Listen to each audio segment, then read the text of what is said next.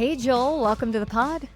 Hey, Lori. Thanks for having me on. I know it was short notice, but I'm always happy to jump on and chat with you. Well, this is what happens when people cancel on me. I go to my true friends. I go to the people I like You for know what? years. I'm glad I made the list. I'm Oh glad I my made the God, of list. course. Well, I just saw you in Vegas, so I know who you are, but why don't you tell everybody else who you are and what you're all about? Yeah. I work for PosterElite. They're in the very exciting and cutting edge world of labor law poster compliance solutions. I say that jokingly, but there is a lot of stuff that happens behind the scenes, and it is one of those compliance pieces that should be automated. What's unique about what we do, though, is that we only distribute through the partner channel. So I'm director of enterprise partnerships at the company. And so I get to work with all these amazing companies across the industry that I built relationships with at my previous spot, which was the Star Conspiracy, now TSC. Um, and it's really fascinating work. I get to use some brain power and come up with partnership angles that might not make a lot of sense when you first look at it, but then dive deeper and they're like, okay, yeah, this does make sense. So like we're exploring some new categories we're breaking into. It's really like a good, like invigorating career move for me I love out it. of the agency services side. Yeah. Okay. We have to take a step back.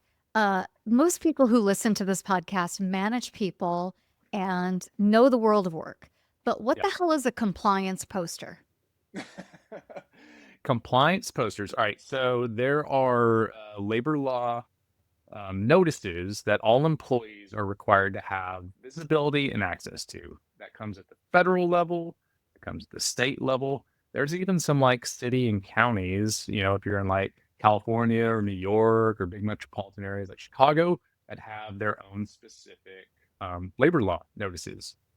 And the posters are what is required in physical work sites. So every physical work site location that a company has to have these physical posters up, and they have to display the federal, the state, and any local ones that are there. They have to be accessible to employees in a high visibility area. So they're typically in like break rooms.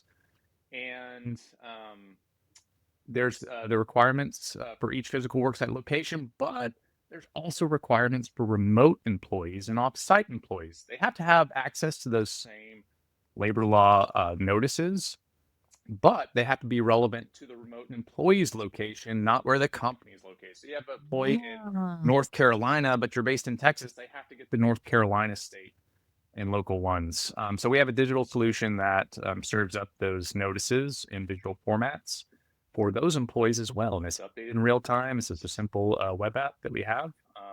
And those are the products that we embed in HCM platforms. PEOs use them, payroll companies use them. Then we're expanding into like workforce management and ATS and EORs. And there's like a lot of fun areas that we're growing into as well.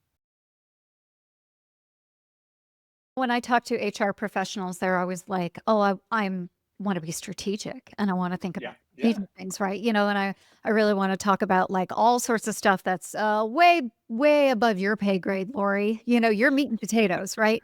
And so when I think about this kind of work, though, you don't get to do strategic HR unless you get the basics right. So talk to me a little bit about that because you just talked about like automating this and creating, Yep. relationships with, partners and like all of that is really great, but this is really meat and potatoes HR.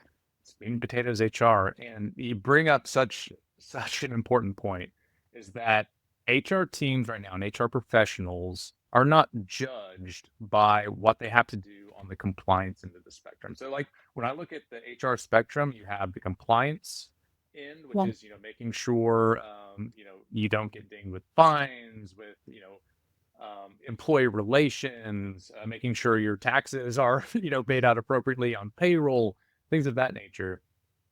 Those are very well complex, mhm. but that's the foundation of HR. They're not judged on that unless something bad happens, Yeah. right? Unless Okay. you're out of compliance. What they're judged on is the strategy into the spectrum, things like productivity, employee retention, what we're doing to evolve the business and how we work.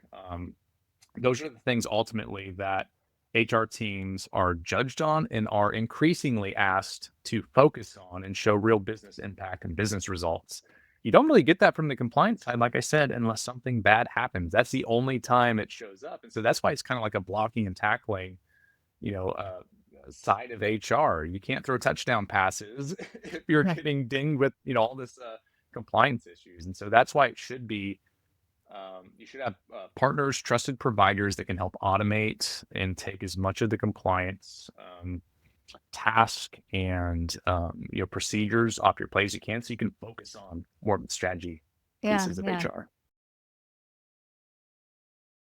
What I love about Transform and what they're doing, and some other up and coming conferences like RecFest is really interesting too. What they're doing, outdoors for the talent acquisition space, but Transform is very purposeful about looking at the attendee experience Mhm. and making sure they're providing value there, looking at the exhibitor experience, making sure that they're providing as much value and purposeful and meaningful engagement, not just with the HR attendees, but also with other providers in the space.